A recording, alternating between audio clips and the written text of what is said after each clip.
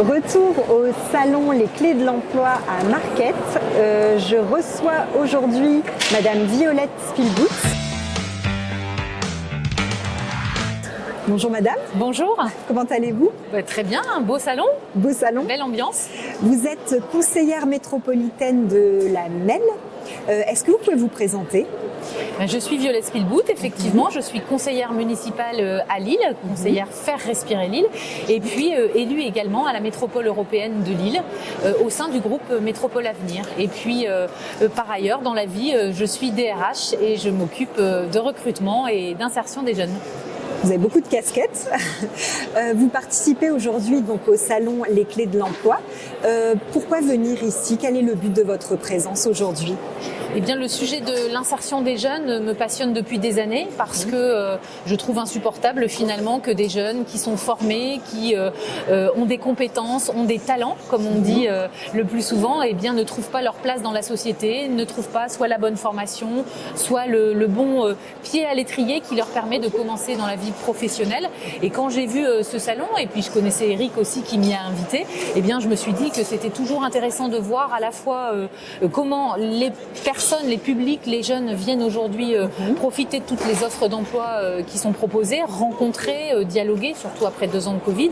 Et puis la deuxième chose, c'est que je m'intéresse beaucoup à l'apprentissage et qu'on le sait, il y a eu beaucoup de mesures récemment pour favoriser l'apprentissage. Et donc c'est bien aussi de voir comment les personnes se saisissent de ces nouvelles opportunités pour trouver leur voie dans la vie. Et justement, comment se porte l'emploi dans notre région des Hauts-de-France? Bien, globalement, en France, le taux de chômage a plutôt diminué. Il est meilleur que depuis les 15 dernières années. Pour l'emploi des jeunes, c'est beaucoup mieux aussi, mais ce n'est pas encore suffisant. Avoir encore 15-16% de jeunes qui ne trouvent pas leur place, eh bien, on ne peut pas en être satisfait. Donc, c'est pour ça qu'aujourd'hui, tous les acteurs sont réunis, que ce soit la mission locale, le pôle emploi, les entreprises, les centres de formation. Et c'est ce réseau partenarial qui va faire que la mayonnaise va prendre et qu'à un moment, eh bien, au bout de 2-3 rencontres, discussions, eh bien, on va trouver exactement l'endroit où on peut se former si on a envie de reprendre, par exemple, une formation de pâtissier, comme on l'a vu tout à l'heure sur le stand avec les chocolats. Et que pensez-vous du plan de relance pour un jeune, une solution? Je trouve qu'il est très concret parce que déjà aujourd'hui, comme je vous le dis, que ce soit dans les rencontres que je peux avoir ou dans mon métier, on voit que concrètement les entreprises, avec l'aide de 8 000 € pour un apprenti, eh bien, recrutent plus d'apprentis. Il y a 5 ans, c'était environ 300 000 apprentis en France. Aujourd'hui, c'est plutôt près de 800 000.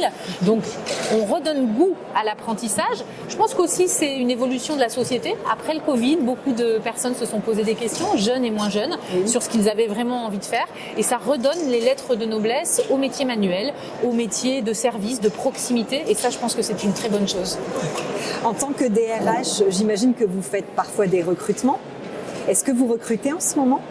Eh bien, on recrute très souvent et dans l'entreprise à laquelle j'appartiens, alors je mélange pas la politique et mon métier, mais en tout cas, on s'appuie justement sur ces partenaires du territoire, la mission locale de Lille Métropole, les missions locales qui sont à Paris, le pôle emploi, les services de l'État. Ce sont des supports qui permettent de bien connaître tous les dispositifs, parce qu'il faut le dire, que ce soit dans la formation professionnelle ou l'accès à l'emploi, il y a beaucoup de choses un peu compliquées encore, même si on essaye de simplifier les démarches. Et donc, en tant que recruteur, oui, on s'appuie à la fois sur des agences privées et sur tous ces services qui viennent au-devant des entreprises. Et je trouve que là, ça bouge vraiment pour qu'on propose le bon emploi pour répondre aux bons besoins dans les entreprises.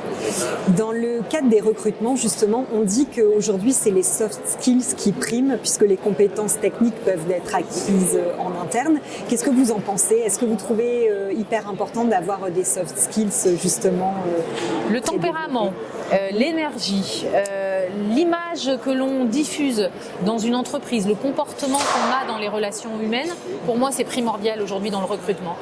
Je pense que toute compétence, elle peut se travailler, s'acquérir, se peaufiner dans l'entreprise ou dans les contacts au cours de la vie professionnelle. En revanche, le savoir-vivre, le savoir-être, c'est quelque chose qu'on doit avoir en soi et qui est pour moi un élément déterminant dans le recrutement et de plus en plus. Je suis heureuse de voir que dans les recrutements, on fait de plus en plus confiance au talent et pas seulement aux compétences techniques, parce que ça va donner la chance à beaucoup de personnes qui peut-être avant, dans des systèmes un peu plus traditionnels, n'avaient pas leur chance. Merci beaucoup Madame Spielwood pour cette interview. C'est un beau message de fin que nous avons là. Rendez-vous pour une prochaine interview très bientôt.